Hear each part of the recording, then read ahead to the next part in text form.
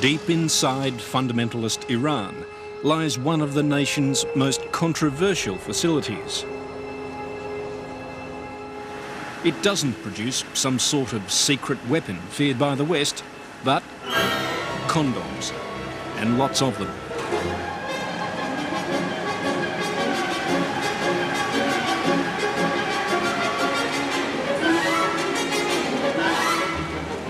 It's a symbol of how the dogmatic religious conservatives who've ruled here for 2 decades can also display breathtaking political pragmatism.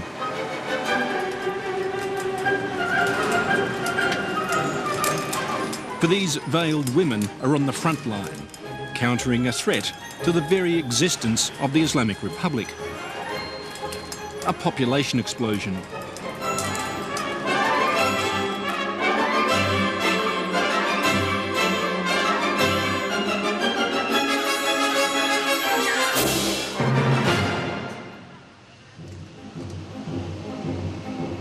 At a medical centre in the Tehran suburbs, we're told to follow the green line.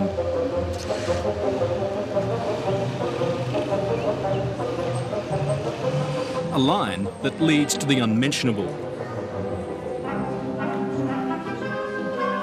A line that saves Iranian manhood the embarrassment of asking directions. To the vasectomy clinic.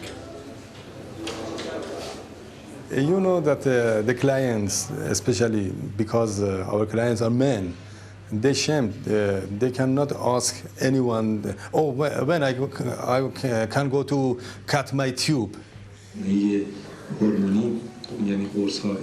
Sayed Hashim Hosseini endures a nerve-wracking wait for what he hopes will be the kindest cut. The 38-year-old mechanic and father of 2 has finally relented to his wife's request to put his trust in Allah and in the hands of the surgeon. Are you very nervous? Are you very frightened about the procedure? نه چون دوستانو عزیزانم انجام دادم ترسی چیزی ندارم در این رابطه خیالم راحت دارم تو کشور خودم انجام میدم مثلا Hashim's vasectomy is free, paid for by the state. Just one of 400,000 performed in the last decade. Part of a program all the more remarkable as it has occurred under the guidance of an Islamic fundamentalist regime.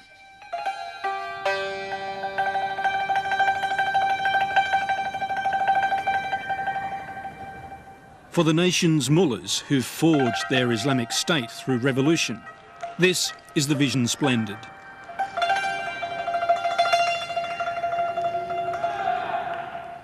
A deeply faithful society, embracing, reliving the golden age of Persian Islam.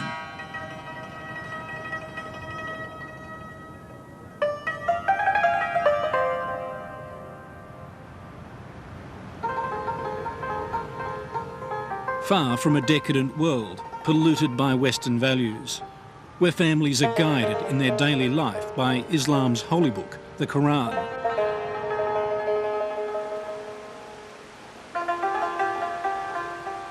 It's a life where sex and contraception simply aren't discussed, as shrouded as the female form.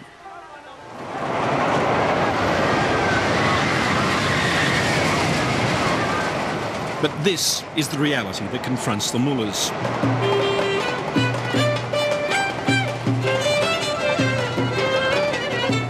A crowded, chaotic, youthful nation,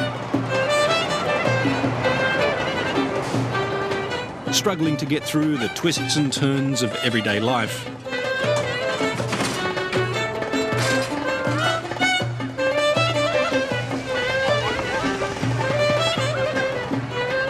Political reformists may have recently won a landslide victory in the parliament, but hardline religious leaders still control the social agenda.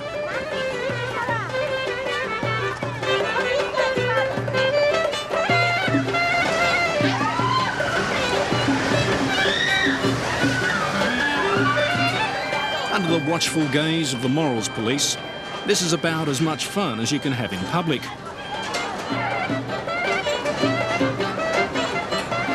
Holding hands, hugging, any public displays of intimacy are banned. But in the last 20 years, the population has doubled to 70 million. So there's obviously been plenty of activity in the nation's bedrooms. It all started back in 1979. When the fundamentalist Mullahs seized power, they urged the country to go forth and procreate. They wanted lots of young revolutionaries, and they wanted them now. The only problem was that the country took to this order with a little too much enthusiasm. 10 years down the track, Iran was facing a massive population explosion that threatened the very economic and social fabric of the nation. It was then that the Mullahs did a complete about-face. It was time, they said, for Iran to take a collective cold shower.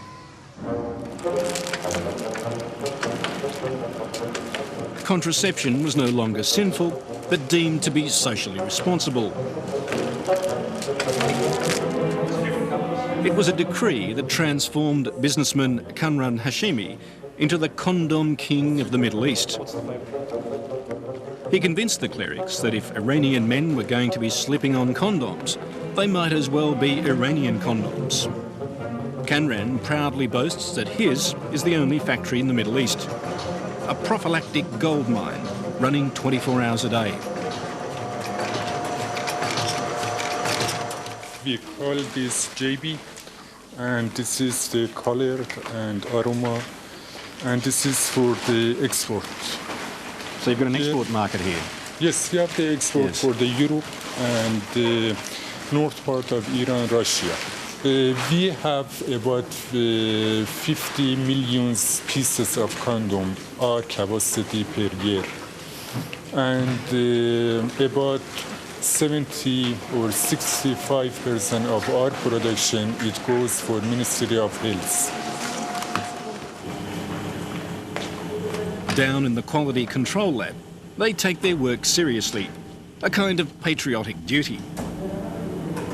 و از اونجایی که این کارخونه تنها کارخونه توی خاورمیانه هست که مسئله تولید کاندوم رو داره و ما هم دست‌اندرکاران این تولید هستیم، به خودمون میبالیم که تونستیم تولید رو داشته باشیم که تقریباً به داد جهان سوم برسه. خوشبختانه خانواده من و دوستان من با دید باز از این مسئله استقبال کردن و زیاد من رو در این مسئله دست ننداختن.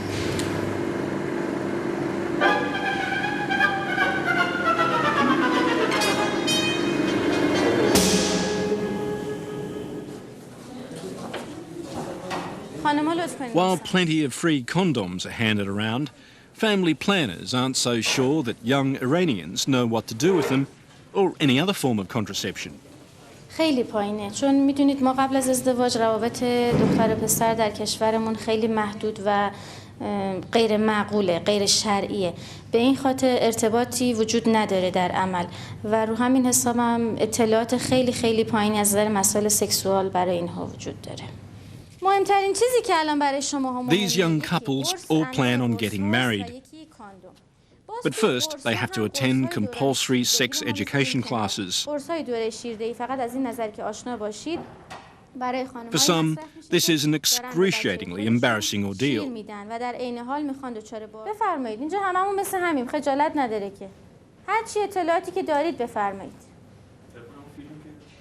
Today, despite international plaudits for their program, family planners are still battling with conservatives who regard such courses as an abomination. خیلی اوقات پدر مادرهای این زوج مشکل داشتن در مورد این مسائلی که باز انقدر سر کلاس برای اینها مطرح میشه و حتی الان هم ما داریم تک و توک افرادی رو معمم هستن سر کلاس شرکت میکنن یا افرادی هستن که سن بالایی دارن و مقاومت میکنن نسبت به مسائلی که تو کلاس باز میشه. It was only 3 years ago that in the face of conservative opposition, the family planners convinced the government to repeal a religious law permitting men to marry girls as young as 9. But such victories come at a price. Dr. Rosa can only lecture with a religious official watching her every move. And the men are separated from the women when it comes time to explain the more intimate mechanics of contraception. قرصاش بود که نمیدونستم فقط دبیرستانم این مسائل هست و یاد میدن. منتها خب امروز اینجا یه خورده تکمیل‌تر بود. در مدرسه به صورت کتابیه ولی اینجا خب کاملا شرح دادن. The state continues to maintain social control, even after wedlock.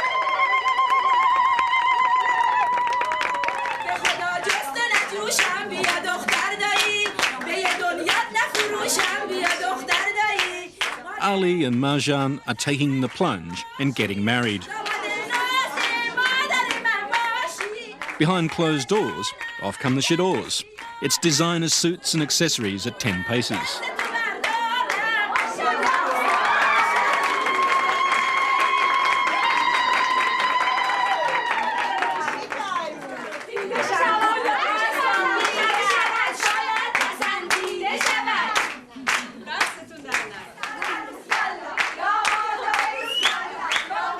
They're both doctors and know full well that if they have more than 3 children, the government will introduce a little hip pocket contraceptive by cutting their extensive child subsidies.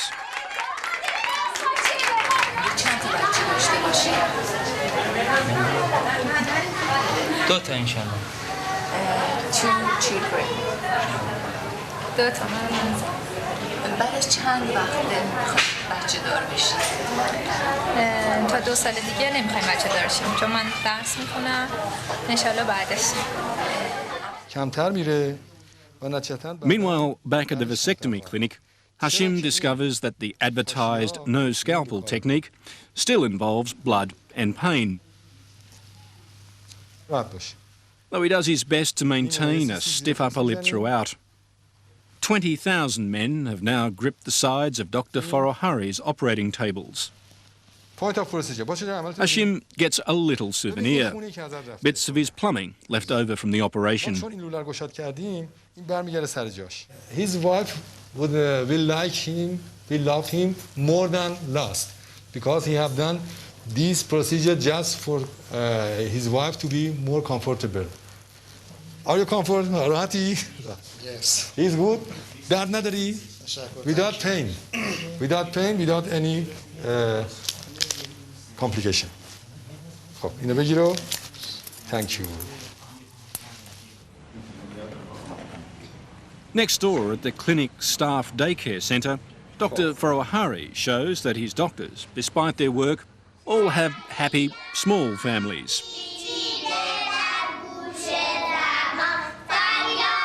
He also gets in a plug for his sponsors, Iran's Mullahs, who can't help but agree that children are God's gift, just as long as there aren't too many of them.